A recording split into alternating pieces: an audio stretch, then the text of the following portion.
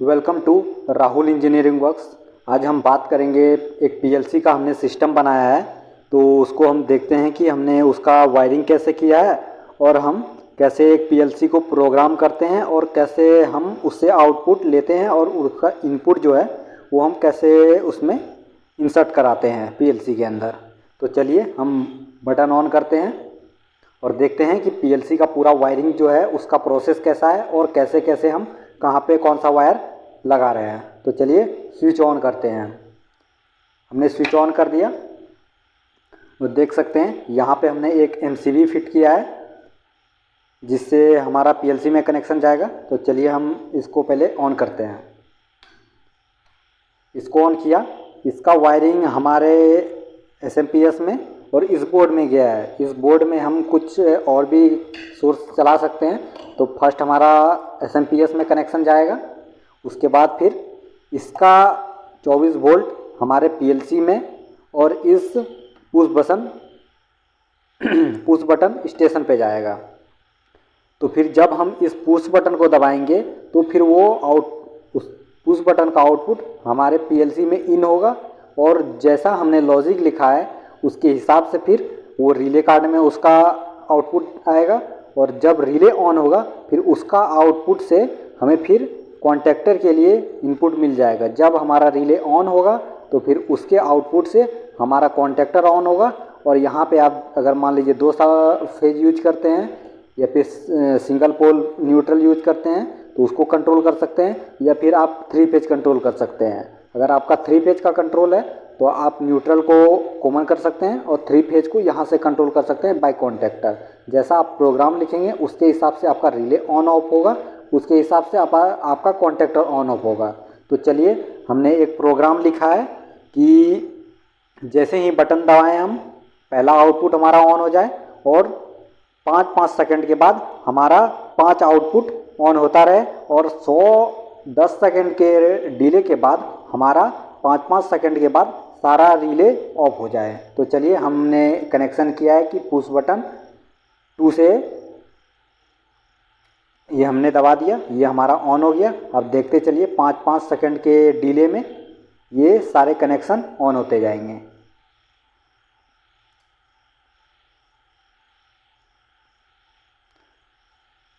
और ये हमारा चौथा रिले भी ऑन हो चुका है, अभी 2 रिले और बचे हुए हैं।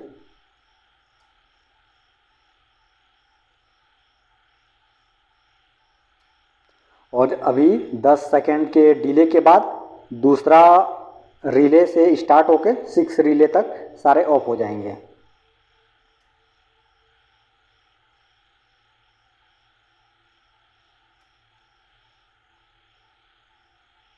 ये हमारा फर्स्ट वीडियो है पीएलसी के रिगार्डिंग। तो हम इसी तरह धीरे धीरे पूरा इसका प्लेलिस्ट लाएंगे, आपको A to Z बताएंगे कि पीएलसी को कैसे प्रोग्राम करना है, उसकी वायरिंग कैसे करनी है और हम कोई भी कस्टमाइज सॉल्यूशन कैसे बना सकते हैं, उसके सारे बेसिक लॉजिक कैसे लिखे जाते हैं और कैसे आप प्रोग्राम अपने किसी प्रोजेक्ट के लिए या किसी मशीन को बनाने के लिए यूज कर सकते हैं। तो इसका नॉर्मल ओवरव्यू मैं समझा देता हूँ। हमने पावर कनेक्शन लिया, उससे हमें प्रोटेक्शन के लिए एक हमने एमसीबी ले लिया है। इस एमसीबी के आउटपुट से हमें एसएमपीएस में पावर देना है और एसएमपीएस का जो 24 वोल्ट होगा, अगर हमें सोर्स बनाना है तो हम पुश बटन में, अगर सोर्स में हमें सोर्स बनाना है तो हमें पुश बटन से पुश बटन स्टेशन पे जाएगा।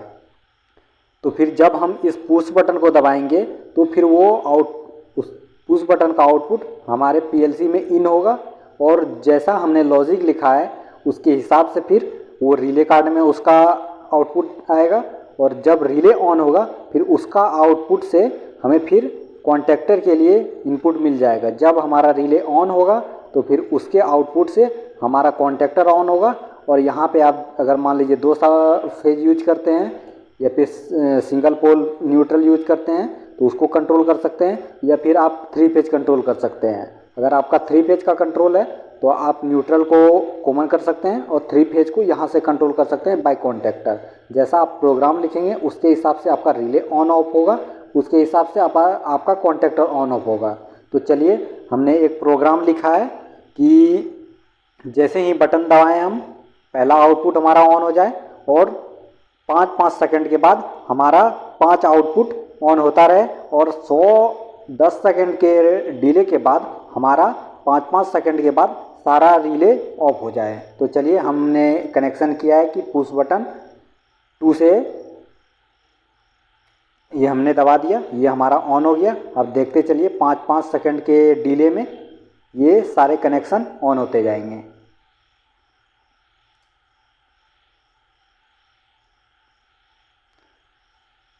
और ये हमारा चौथा रिले भी ऑन हो चुका है, अभी 2 रिले और बचे हुए हैं।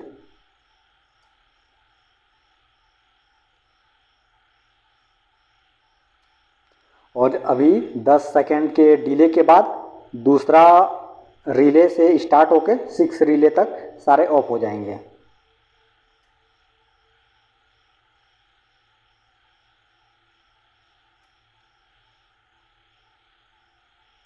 ये हमारा फर्स्ट वीडियो है पीएलसी के रिगार्डिंग। तो हम इसी तरह धीरे धीरे पूरा इसका प्लेलिस्ट लाएंगे, आपको A to Z बताएंगे कि पीएलसी को कैसे प्रोग्राम करना है, उसकी वायरिंग कैसे करनी है और हम कोई भी कस्टमाइज सॉल्यूशन कैसे बना सकते हैं, उसके सारे बेसिक लॉजिक कैसे लिखे जाते हैं और कैसे आप प्रोग्राम अपने किसी प्रोजेक्ट के लिए या किसी मशीन को बनाने के लिए यूज कर सकते हैं।